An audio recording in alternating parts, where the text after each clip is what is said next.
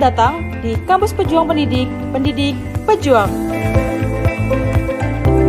Universitas Veteran Bangun Nusantara merupakan institusi pendidikan tinggi yang memiliki motivasi untuk mencetak lulusan yang mandiri, unggul, profesional, berkarakter, dan memiliki nilai-nilai kejuangan.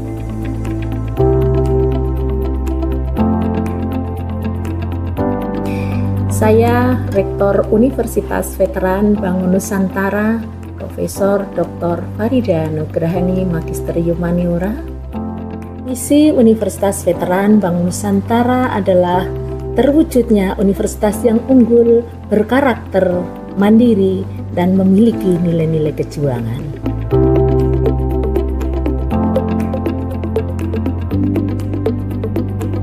Univet bisa, Univet jaya, Univet unggul luar biasa.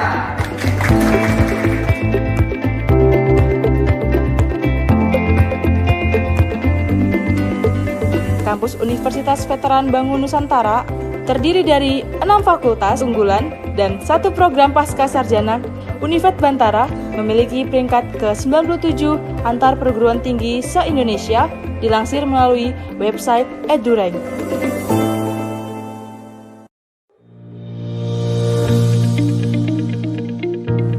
Menyelenggarakan pendidikan yang berbasis pada nilai kejuangan, Univet Bantara didukung dengan kegiatan perkuliahan yang terkelola secara profesional dan difasilitasi dengan sarana dan prasarana yang representatif guna mendukung proses pembelajaran mahasiswa.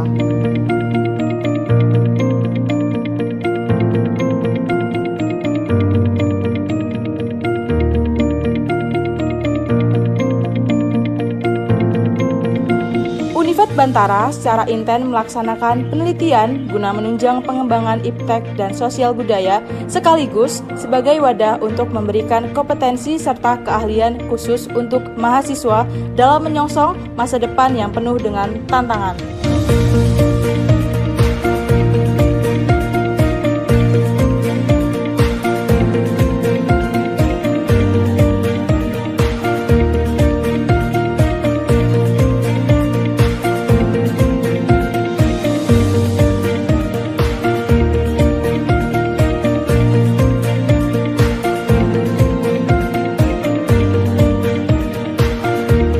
Pengabdian kepada masyarakat merupakan bagian yang secara intensif dan aktif dilaksanakan Univet Bantara dengan melibatkan dosen serta mahasiswa sebagai wadah untuk membentuk karakter serta sebagai bentuk kepedulian sosial dan menjadikan generasi Bantara.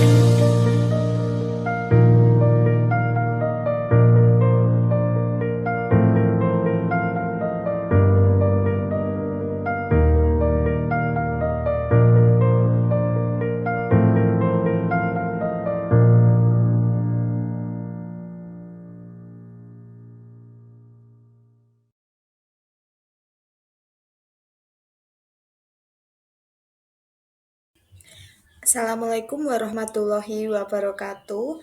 Perkenalkan saya Arvika Fitri Astuti, NIM 23215200016 dari PGSD 3, mahasiswa Pendidikan Profesi Guru Prajabatan gelombang 1 tahun 2023, Universitas Veteran Bangun Nusantara Sukoharjo.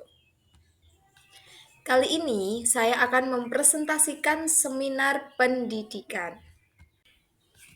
Sebelumnya, saya akan menjelaskan mengenai makna guru terlebih dahulu. Makna guru ialah guru adalah pendidik profesional dengan tugas utama mendidik, mengajar, membimbing, mengarahkan, melatih, menilai, dan mengevaluasi peserta didik pada pendidikan anak usia dini, jalur pendidikan formal, pendidikan dasar, dan pendidikan menengah.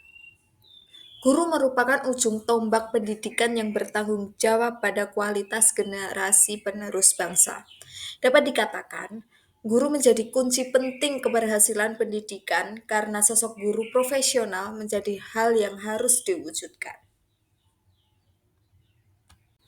Makna guru sebelum mengikuti pendidikan profesi guru yang saya ketahui ialah yang pertama, guru hanya berperan mentransfer ilmu kepada peserta didik. Yang kedua, guru sebagai pemegang kendali penuh pada saat proses pembelajaran atau teacher center. Yang ketiga ialah guru memberi perintah dan menentukan peraturan di kelas. Di dalam pendidikan profesi guru, terdapat salah satu mata kuliah ialah seminar pendidikan. Seminar PPG adalah mata kuliah yang memfasilitasi mahasiswa dalam meningkatkan kemampuan melakukan refleksi secara logis, kritis, dan sistematis terhadap proses dan hasil belajar selama mengikuti PPG.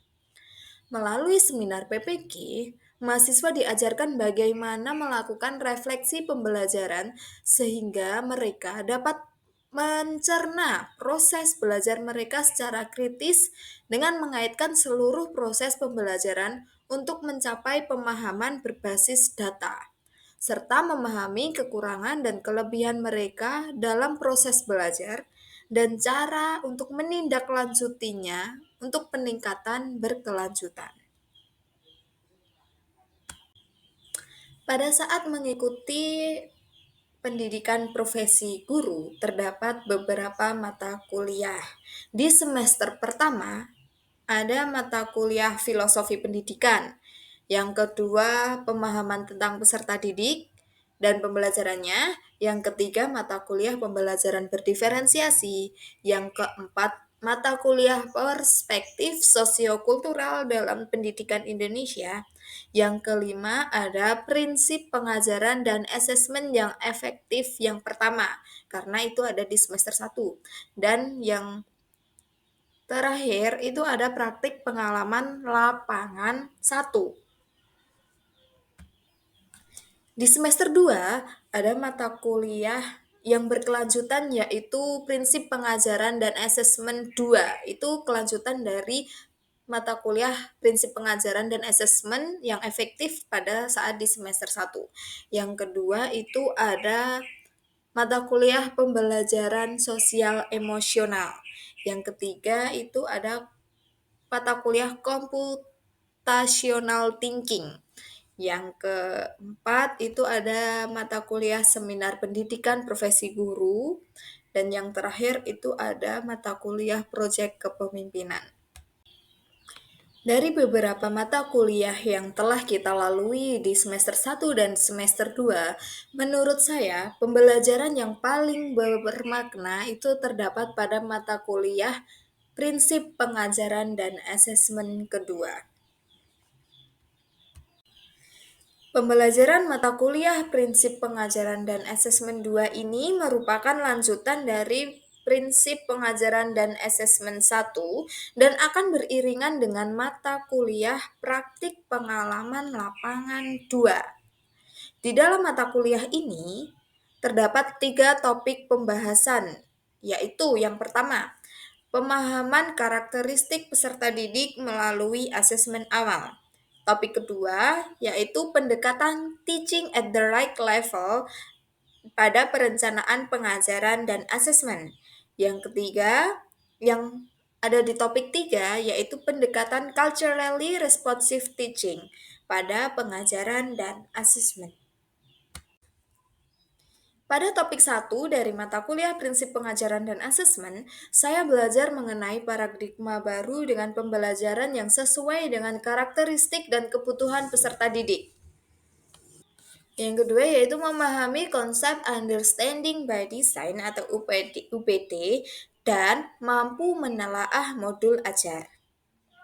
Dalam mata kuliah ini, saya mendapatkan hasil yaitu dapat menggunakan teknik dan instrumen asesmen awal untuk menganalisis karakteristik peserta didik, melakukan refleksi terhadap rancangan pembelajaran dan asesmen yang telah disusunnya, dan menyusun tindak lanjut untuk rancangan pembelajaran dan asesmen selanjutnya.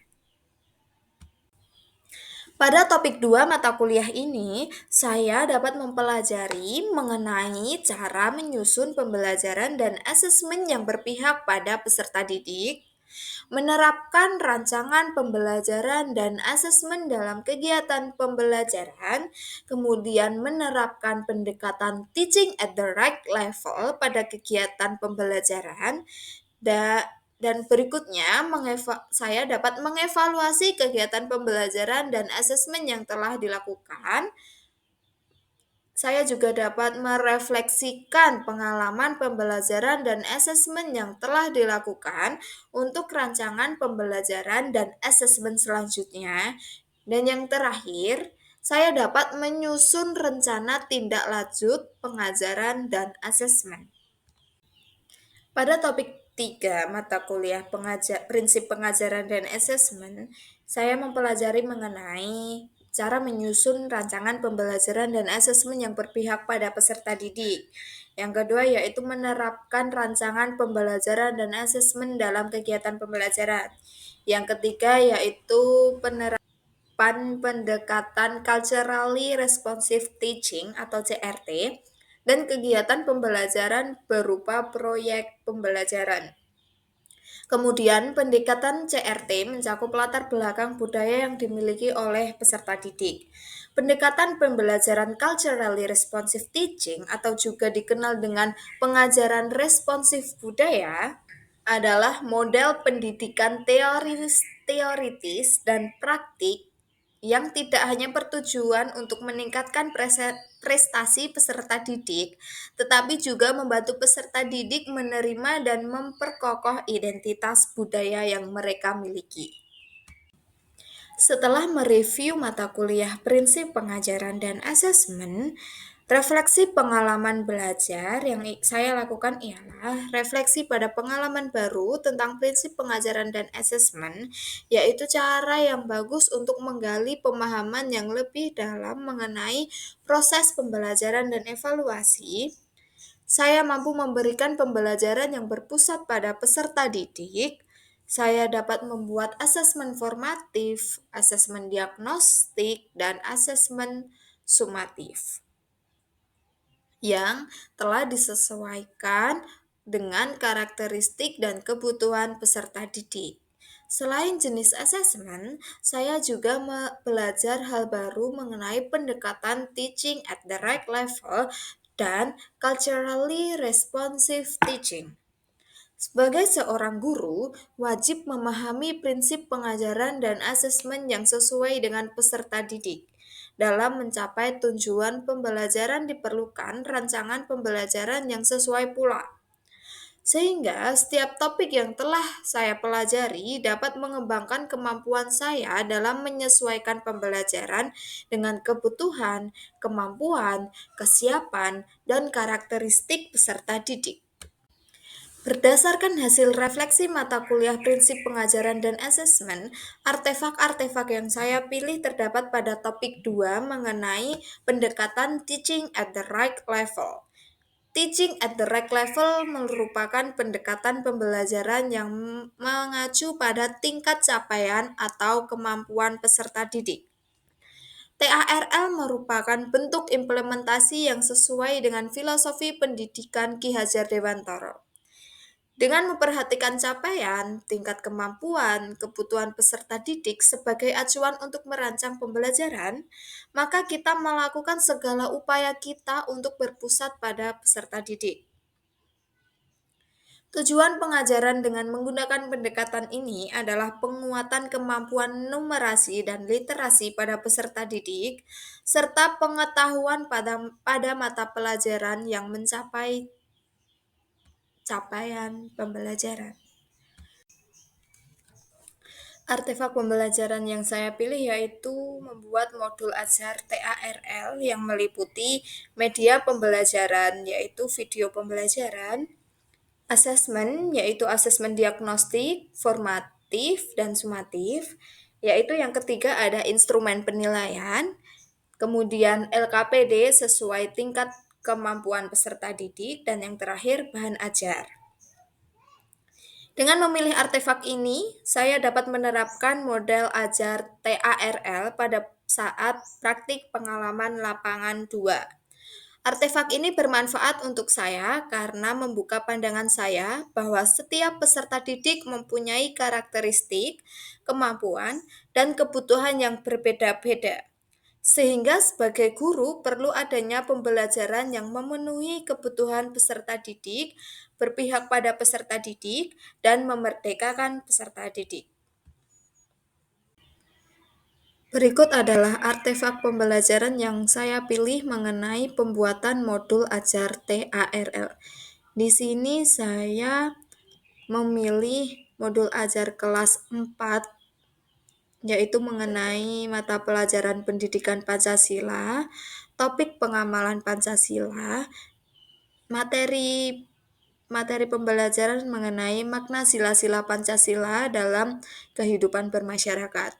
Di sini sudah tertera kompetensi awal, profil penerapan Pancasila, sarana dan prasarana yang digunakan, target peserta didik, model pembelajaran, media pembelajaran, dan di dalam kompetensi inti itu ada capaian pembelajaran, tujuan pembelajaran, materi pokok yang digunakan, pemahaman bermakna, pertanyaan pemantik, dan jenis-jenis asesmen yang digunakan. Pada kegiatan pembelajaran dibagi menjadi 3 tahap, yaitu di tahap pertama itu ada kegiatan pembuka, yang kedua itu kegiatan inti. Di dalam kegiatan inti ini terbagi menjadi beberapa sintaks pembelajaran, dan yang terakhir itu adalah kegiatan penutup. Berikut adalah media pembelajaran yang digunakan. Media pembelajaran ini berasal dari video YouTube yang akan disaksikan oleh peserta didik, dan kemudian ini ada bahan ajar sebagai penunjang materi untuk peserta didik. Di dalam modul ajar yang telah saya buat, ini berikut adalah asesmen yang digunakan.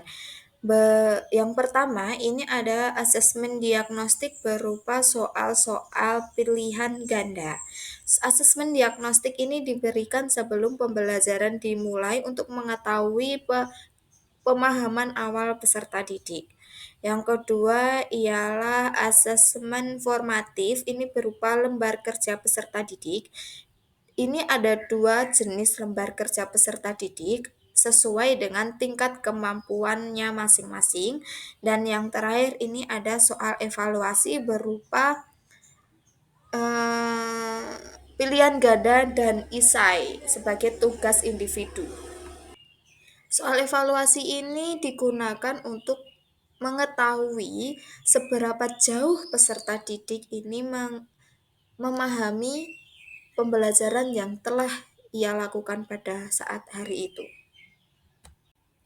Berdasarkan artefak yang telah saya pilih, inovasi pembelajaran yang dapat saya lakukan ialah menerapkan modul ajar TARL dengan menggunakan model pembelajaran Problem Based Learning atau PBL, menggunakan pendekatan TARL berdasarkan tingkat kemampuan peserta didik. Untuk mengetahui tingkat kemampuan peserta didik, saya melakukan observasi, wawancara, pemetaan karakteristik peserta didik, dan melakukan asesmen diagnostik kognitif.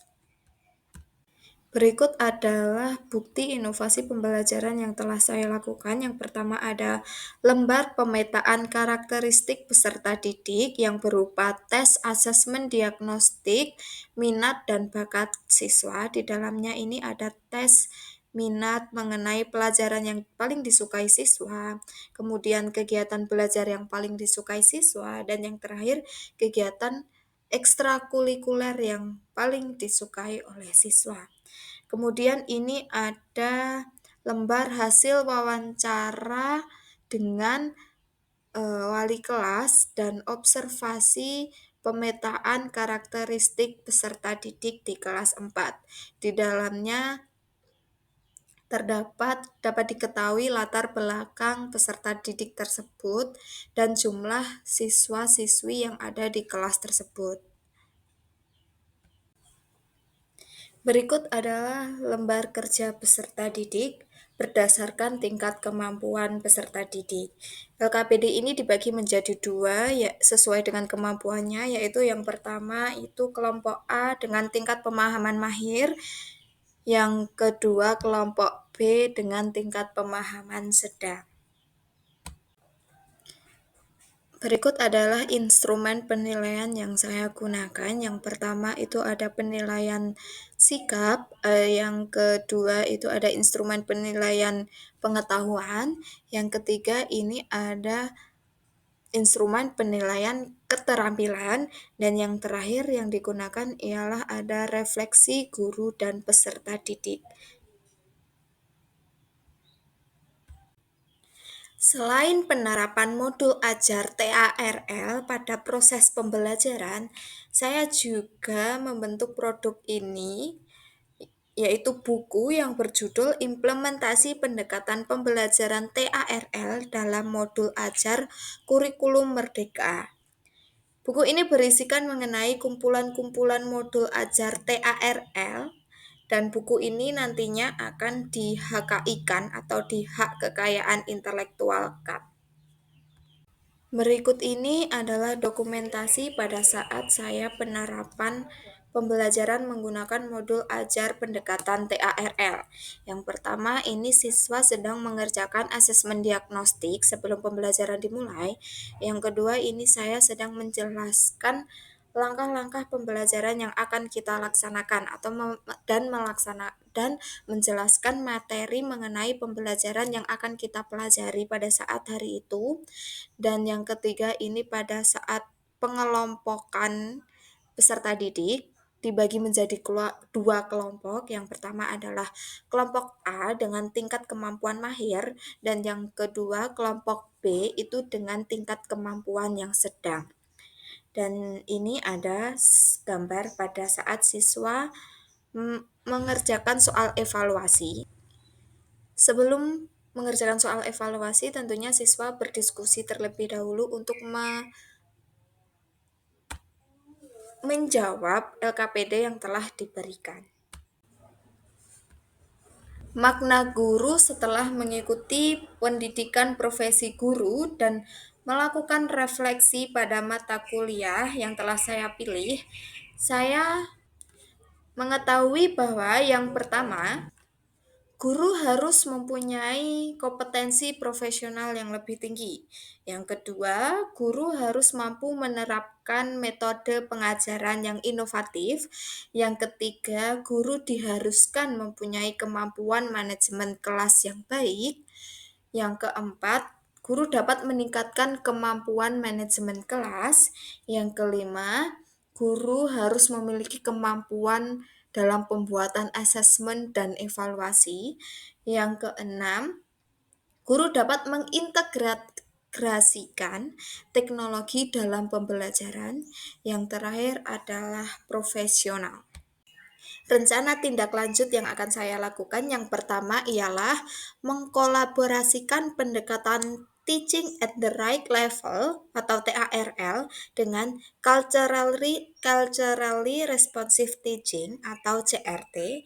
Yang kedua, memberikan media pembelajaran sesuai dengan gaya belajar peserta didik. Yang ketiga, merencanakan pembelajaran yang terstruktur dan terarah berdasarkan kurikulum yang telah ditetapkan. Yang keempat, menerapkan pembelajaran berdiferensiasi. Yang kelima, memberikan pendampingan dan pelatihan khusus kepada peserta didik yang mempunyai kesulitan dalam belajar. Dan yang terakhir, mengkoneksikan pembelajaran dengan pembelajaran sosial emosional.